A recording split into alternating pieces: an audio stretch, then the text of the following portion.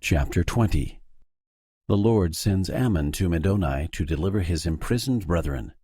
Ammon and Lamoni meet Lamoni's father, who is king over all the land. Ammon compels the old king to approve the release of his brethren. About 90 B.C. And it came to pass that when they had established a church in that land, that King Lamoni desired that Ammon should go with him to the land of Nephi, that he might show him unto his father.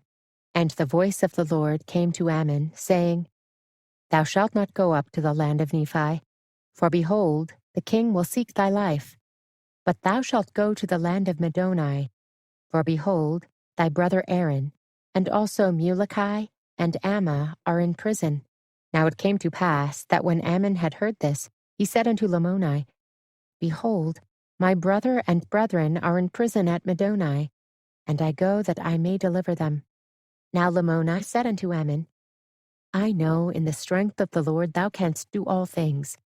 But behold, I will go with thee to the land of Middoni. For the king of the land of Middoni, whose name is Antiamno, is a friend unto me. Therefore I go to the land of Middoni, that I may flatter the king of the land, and he will cast thy brethren out of prison. Now Lamoni said unto him, Who told thee that thy brethren were in prison?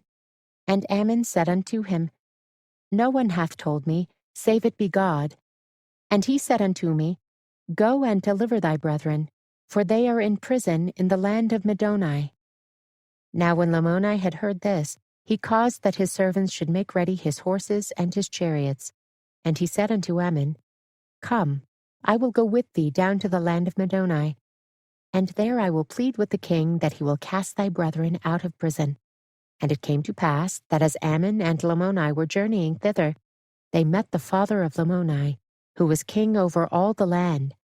And behold, the father of Lamoni said unto him, Why did ye not come to the feast on that great day when I made a feast unto my sons, and unto my people? And he also said, Whither art thou going with this Nephite, who is one of the children of a liar? And it came to pass that Lamoni rehearsed unto him whither he was going, for he feared to offend him.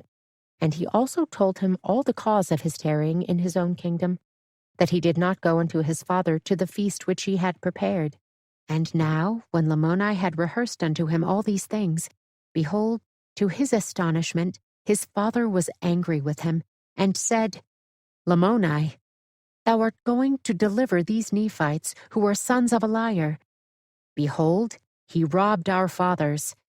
And now his children are also come amongst us, that they may, by their cunning and their lyings, deceive us, that they again may rob us of our property. Now the father of Lamoni commanded him that he should slay Ammon with the sword. And he also commanded him that he should not go to the land of Middoni, but that he should return with him to the land of Ishmael. But Lamoni said unto him, I will not slay Ammon, neither will I return to the land of Ishmael, but I go to the land of Middoni, that I may release the brethren of Ammon. For I know that they are just men and holy prophets of the true God. Now when his father had heard these words, he was angry with him, and he drew his sword that he might smite him to the earth. But Ammon stood forth and said unto him, Behold, thou shalt not slay thy son. Nevertheless it were better that he should fall than thee, for behold, he has repented of his sins.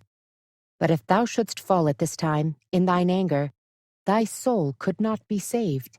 And again, it is expedient that thou shouldst forbear. For if thou shouldst slay thy son, he being an innocent man, his blood would cry from the ground to the Lord his God, for vengeance to come upon thee. And perhaps thou wouldst lose thy soul. Now when Ammon had said these words unto him, he answered him, saying, I know that if I should slay my son, that I should shed innocent blood. For it is thou that hast sought to destroy him. And he stretched forth his hand to slay Ammon. But Ammon withstood his blows, and also smote his arm that he could not use it. Now when the king saw that Ammon could slay him, he began to plead with Ammon that he would spare his life. But Ammon raised his sword, and said unto him, Behold, I will smite thee, except thou wilt grant unto me that my brethren may be cast out of prison. Now the king, fearing he should lose his life, said, If thou wilt spare me, I will grant unto thee whatsoever thou wilt ask, even to half of the kingdom. Now when Ammon saw that he had wrought upon the old king according to his desire, he said unto him, If thou wilt grant that my brethren may be cast out of prison, and also that Lamoni may retain his kingdom, and that ye be not displeased with him, but grant that he may do according to his own desires in whatsoever thing he thinketh, then will I spare thee. Otherwise, I will smite thee to the earth. Now when Ammon had said these words, the king began to rejoice because of his life. And when he saw that Ammon had no desire to destroy him, and when he also saw the great love he had for his son Lamoni, he was astonished exceedingly, and said, Because this is all that thou hast desired, that I would release thy brethren, and suffer that my son Lamoni should retain his kingdom. Behold, I will grant unto you that my son may retain his kingdom from this time and forever, and I will govern him no more. And I will also grant unto thee that thy brethren may be cast out of prison, and thou and thy brethren may come unto me in my kingdom, for I shall greatly desire to see thee. For the king was greatly astonished at the words which he had spoken, and also at the words which had been spoken by his son Lamoni. Therefore he was desirous to learn them. And it came to pass that Ammon and Lamoni proceeded on their journey towards the land of Middoni. And Lamoni found favor in the eyes of the king of the land.